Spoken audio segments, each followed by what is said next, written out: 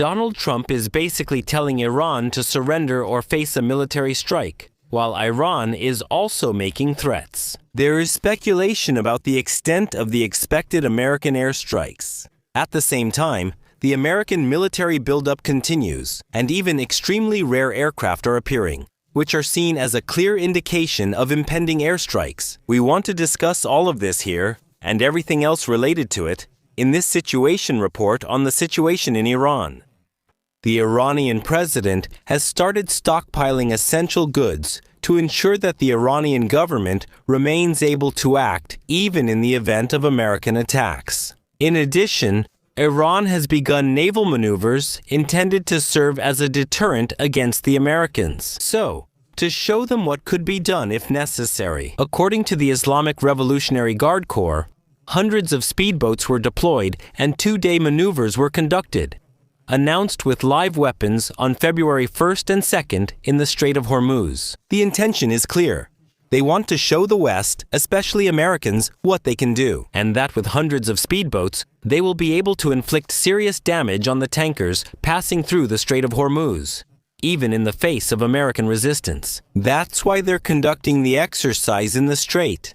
And there's also a report that there will be a naval exercise together with China and Russia. That's what sources from Iran are saying. Al Jazeera. So far, I haven't found any confirmation of this, except that it was reported by Al Jazeera. If it turns out to be true, we have to say it's somewhat insignificant and not too dramatic. Why? Russian and Chinese warships won't confront the United States. It's not to be expected that they would open fire on the American aircraft carrier strike group. Iranian warships, on the other hand, moving together with the Russian and Chinese ones during a maneuver, also won't fire at the United States from there, because for one thing, this would lead to their destruction. And for another, the Russians and the Chinese wouldn't be too happy about having to act as human shields here. For the Americans, a counterstrike could easily hit these ships as well. And the Americans could rightly argue that it's not their fault if, when they protect an Iranian warship that's firing at them, they naturally have to expect retaliation. In this respect, this should be understood as a political gesture. So drawing any conclusions from this that Russian and Chinese warships would participate in a fight against the Americans would be wrong. Thinking this would deter the Americans would be a misjudgment of the situation. Then there are reports that numerous members of the Axis of Resistance, that is, the Iranian proxy groups, are threatening counterattacks in the event of a United States attack. For example, here we have Kataib Hezbollah from Iraq, who are announcing that they are making statements. Everyone should be ready to fight for the defense of the Islamic Republic of Iran. It's similar with the Houthis. They are also threatening attacks on the tankers. Here we have a video that they have published. In this video, you can clearly see a tanker and warships. Then, you see an illustration that's supposed to show this. With this, they're saying, "We will attack tankers." The caption here says something like almost or soon. It's translated as almost in proper English. The Houthis are also threatening with this. Of course, this needs to be understood. The proxy groups depend on the Islamic Republic of Iran. They transfer large sums to them every year and supply them with weapons. If this support disappears, all these Iranian proxy groups will have a much harder time maintaining their current position. Therefore, on one hand, they owe something to Tehran, and on the other hand, they actually have their own interest in protecting Tehran and helping the Islamic regime if there are attacks. This should lead us to expect that much more serious attacks from the proxies are to be expected if they get the impression that a fall of the regime is likely. Because it's largely about their own existence, holding back is no longer appropriate for them. Because if a new regime comes to power in Iran afterwards that no longer supports this policy, then they will have major problems. Of course, that's something the Americans and the Israelis have to prepare for. To some extent, other nations in the region do as well. Then there are reports that Iran is continuing to work on its nuclear program. In the last situation report on the topic, we already talked about how they are currently working on hardening facilities. Facilities where work was previously done on the primary charges for nuclear weapons, which are directly related to a nuclear weapons program, not just a nuclear program itself. And now we have this report from Cable News Network that new facilities are being built that are even deeper underground. So here are clear indications that Iran is continuing to work on this. This is happening while the Iranian currency keeps crashing and the economic crisis is getting worse. The internet still hasn't been fully restored, which of course continues to mean restrictions for the population and also economic damage. It seems that there is access to the internet again, but apparently only for people on a whitelist, meaning those who have been considered loyal. That also suggests that they expect a resurgence of protests is possible and want to restrict them this way. But that could also backfire. We have a report from Egypt on protests against Hosni Mubarak during the Arab Spring, and many people there said that they especially took to the streets when the internet was shut down. You might say they went into the streets because there was nothing to do at home. So shutting down the internet can have the opposite effect. Next, there's the report that the head of the Iranian police, the first forces sent in during protests, he met with the Chinese ambassador, and they agreed on a cooperation. It's obvious that Iran wants to acquire Chinese surveillance technology in order to prevent future protests and a revolution. At the same time, there are reports about transport planes from Russia and China flying to Iran. So in recent days, it's likely that both nations are delivering weapons here. Iran already has air defense systems produced both in Russia and in China, so it's likely that more systems might be delivered. But above all, and while Khamenei is probably hiding in underground bunkers during this time, we don't know how nicely they're furnished. Although ammunition, but the United States is also actively preparing further, as has now been reported. And so, analysts using publicly available data have determined that most likely the F-35A and the EA-18G Growler. Those are the electronic warfare aircraft that were involved in the Maduro operation in Venezuela. These are likely headed to the Middle East. Tanker aircraft showed noticeable flight patterns. These aircraft can't fly directly or carry enough fuel to cross the Atlantic alone. They need tanker aircraft support. And there were conspicuous movements that imply the aircraft flew there. The military aircraft didn't have their transponders on, and that's not strictly necessary, especially when they're accompanied by a tanker that has its transponder on. Then, civilian aircraft keep a certain distance from it anyway. That means it's not yet definitively confirmed that the aircraft are on their way to the Middle East, but it's at least very likely. This is accompanied by numerous other flights of C-7C transport aircraft, meaning American heavy transport planes. C-17.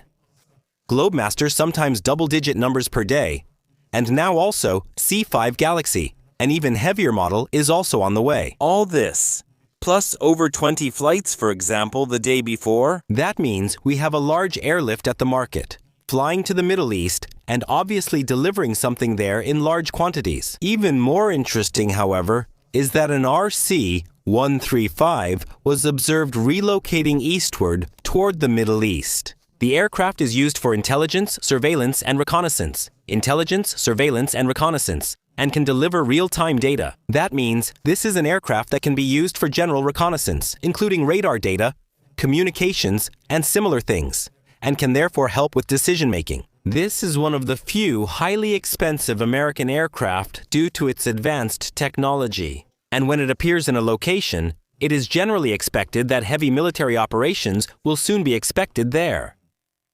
Meanwhile, American reconnaissance assets are also constantly flying over the Strait of Hormuz. My guess is that the intention here may be to monitor not only what the Iranians are doing with their ships there, but also to monitor other activities. For example, whether they might have already started laying mines. That, of course, is something you can observe from the air over the area where mines might be laid. The deployment of combat search and rescue on the way to the Middle East is also most likely being observed. That's combat search and rescue, meaning a unit capable of rescuing downed pilots, even from enemy-controlled territory. That capability must be available, especially when operating over Iran, because you can lose an aircraft there, whether by being shot down or due to technical failure, and the crew shouldn't fall into Iranian hands. For that, you need special forces who can fly in, secure the area, and evacuate the pilot. and it seems these forces are also on their way to the region. There are also indications that numerous evacuation flights are taking place for personnel, including personnel from European countries. So very important personnel from the region, especially from embassies and similar institutions, are being evacuated so that they are not on site in the event of the outbreak of hostilities. All this is happening as new warships arrive and Americans keep being deployed there. So now 2 destroyers have just arrived in the Persian Gulf,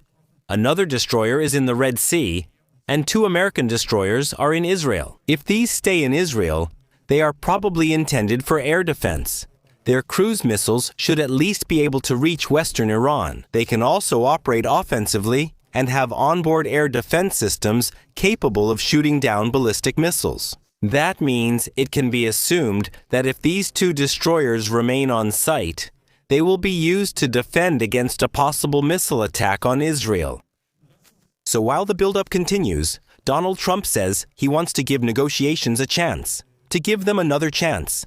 Here is his post from Truth Social. A massive armada is rapidly heading to Iran with great force and determination. It is a larger fleet than the one that was sent to Venezuela, led by the great aircraft carrier Abraham Lincoln. As in the case of Venezuela, it is ready, willing, and able to accomplish its mission quickly, with speed and force if necessary. Hopefully, Iran will come to the negotiating table quickly to negotiate a fair and just agreement. No nuclear weapons in bold capital letters, which is good for all parties. Time is running out. It's really urgent, as I have already told Iran before, make a deal.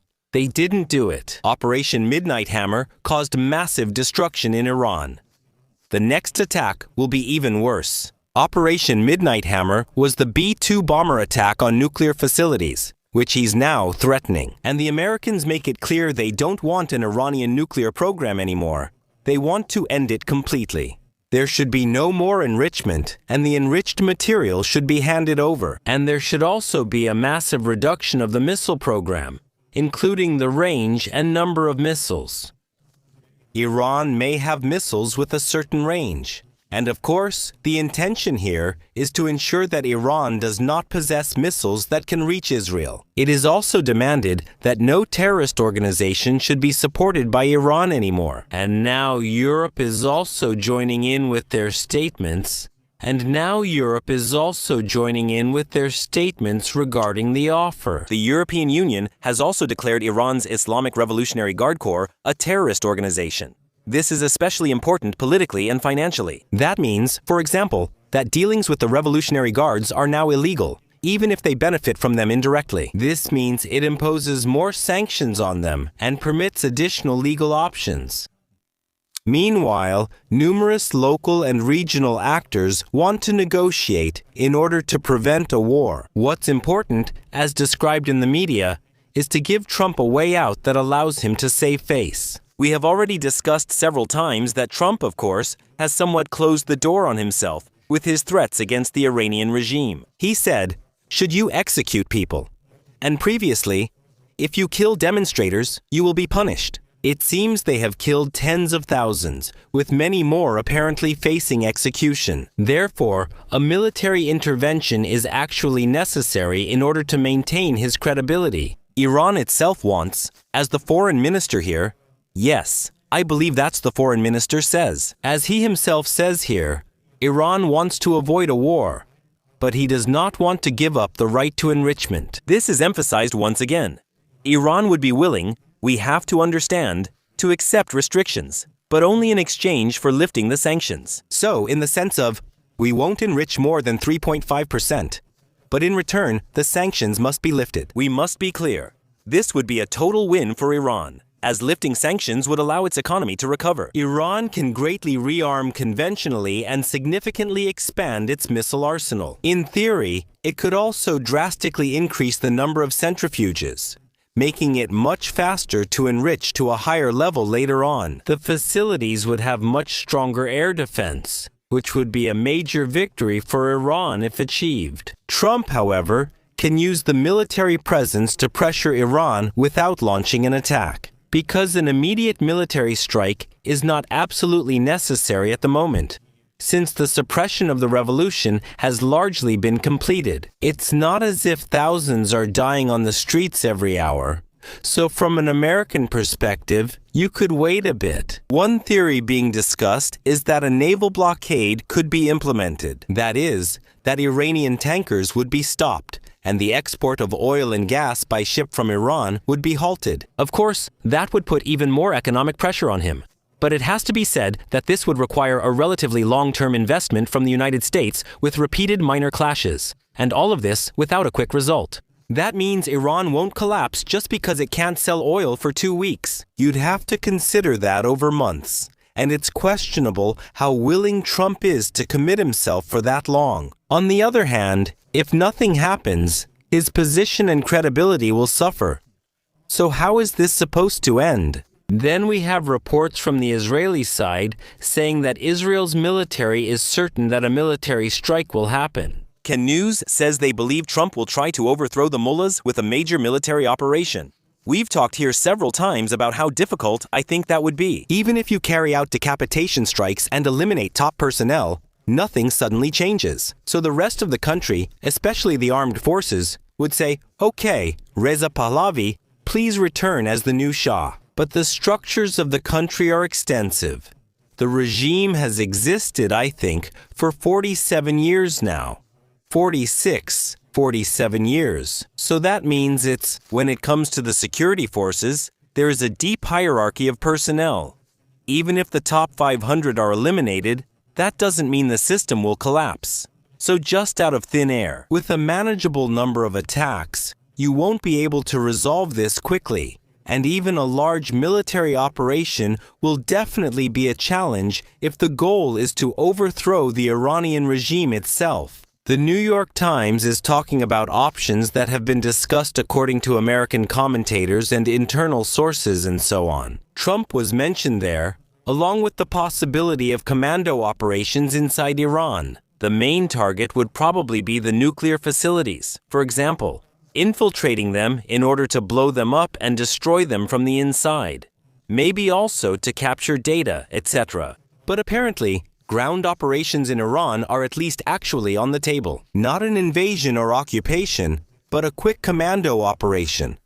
Fly in, act, then leave. Other options include striking military and political leaders, potentially overthrowing Khamenei. They would weaken his inner circle until Khamenei is either killed or overthrown. But it's very clear here that there's no certainty whether this would actually lead to a positive outcome or whether the successor would really be better for the United States. Because the most likely scenario right now, if Khamenei is killed, is that the Revolutionary Guards would take over as a military dictatorship. After some time, they would appoint a new spiritual leader, likely one they choose themselves who suits them better. But as I said, it's unlikely that just a few airstrikes alone, even if they hit high-ranking personnel, will change much. That this would suddenly make a pluralistic democracy possible in Iran.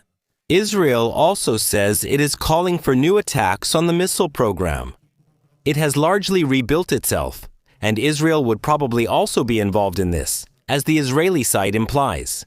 In addition, I have another video here, that France and Britain, at least if this is correct, that France and Britain were involved in the development of targets, we can see here. And again, this should mean that both could possibly participate in airstrikes. Because why else would they be involved in the planning? We have pointed out in previous videos that British Eurofighters are in the region. In total, there are probably 12 of them in Cyprus and to the east of it. Of course, that's not a huge number, but the British Air Force is much smaller than the American one. So the Americans could easily get involved. No signs yet on how much the French will get involved. The main issue is that Trump likely still doesn't know exactly what he wants or how. This isn't like Venezuela, where you can just fly in quickly and do something small. And the only real risk is for the soldiers involved. Of course, planes could have been shot down there, helicopters could have been shot down, and the soldiers on the ground could have fought back, could have fallen. That was not an insignificant risk. Sometimes we don't need to downplay that, but overall, it could have led to dozens of deaths. Venezuela can't really harm the United States since they lack long-range or cruise missiles. And maybe they have a few drones, but definitely not enough to overwhelm the American air defenses. That means Venezuela's ability to hurt the Americans was simply limited. With Iran, on the other hand, the risk of escalation is real, and it's significant. At the same time, negotiations are unlikely to succeed if maximum demands are made. Both Iran and Trump are making these moves. Unlike Obama, Trump rejects a similar nuclear deal, seeing the previous one as only a minor improvement, but without any guarantees, without the whole thing leading to a lasting solution. He himself has commented countless times on the nuclear deal with Obama. It's highly unlikely he'd be satisfied with that. Still, without a diplomatic solution, the risk of military action remains huge, and it remains likely. All signs suggest an attack is imminent. However, a limited strike will neither topple the regime nor force Tehran to give up its nuclear and missile program. When it comes to my prediction, in principle, a strike is possible tonight. The buildup has been comprehensive enough to provide offensive firepower, and the presence of the RC-135 is a good indication that a military strike is at least absolutely possible at this point in time. However, the transport flights suggest there is less air defense now than during the 2025 attack on the nuclear facilities. That, in turn, would suggest that an attack could still be delayed for several weeks, which would also give Trump more time to negotiate. Much remains unclear, and while negotiations are still possible, they're very unlikely. It's impossible to say when the attack might occur. The Americans have sufficient forces present. They've reinforced troops, boosted air defenses, and deployed more ships to intercept missiles, drones, and cruise missiles. They have strengthened their offensive capabilities. The Growlers are ready for deployment, which means they can also help with electronic warfare. Basically, the Americans have more or less everything they need on site, including probably about 700 to 800 missile cells, that is, vertical launch system cells, for launching cruise missiles. So even there, they can fire an impressive salvo, in addition to all the options of deploying strategic bombers. And in the last video, we talked about the fact that transport aircraft have also flown to Diego Garcia, from where the deployment of strategic bombers would at least be conceivable. So overall, there's little we can say for sure. An attack is absolutely possible tonight, but it could also be delayed for another 2 weeks. The only thing that seems likely is that there will be an attack, because the negotiating positions of both sides are so far apart that it seems unlikely otherwise. So Trump would have to make massive concessions, which would of course damage his reputation. And that he would let that slide, that he would want to present to the public that he draws red lines and makes maximum demands and then backs down, basically doing the typical taco move. He won't want that, not even regarding Russia and China, because it would discredit him in front of both of them. Therefore, a military strike still seems to be the most likely outcome. That's my situation report on Iran. If you liked it, a thumbs up would help with the algorithm. If you're new, please subscribe and click the bell for future videos. Feel free to comment if you have something to add. That's all for now. Thank you for your attention and see you soon. I'd also like to thank my supporters on Patreon and the members here on YouTube. Special thanks to Lieutenant Colonel Thomas Kamp and Lieutenants Jans von Eck and Uwe Dufresne. Nickname Tubib, Carsten Schulz, Gulaschnascher 4000 Tequila. 42 Badass Lawyer, Matt, Brick, Robert Viel, Vision, Soundlab, Möter, Halbmensch, Halbköter, Mahamori, Burton Mint Jenis, Gu, Anti-X, Sascha Müller, Cunningham, Eustress. Thank you all very much. Without you, this wouldn't be possible.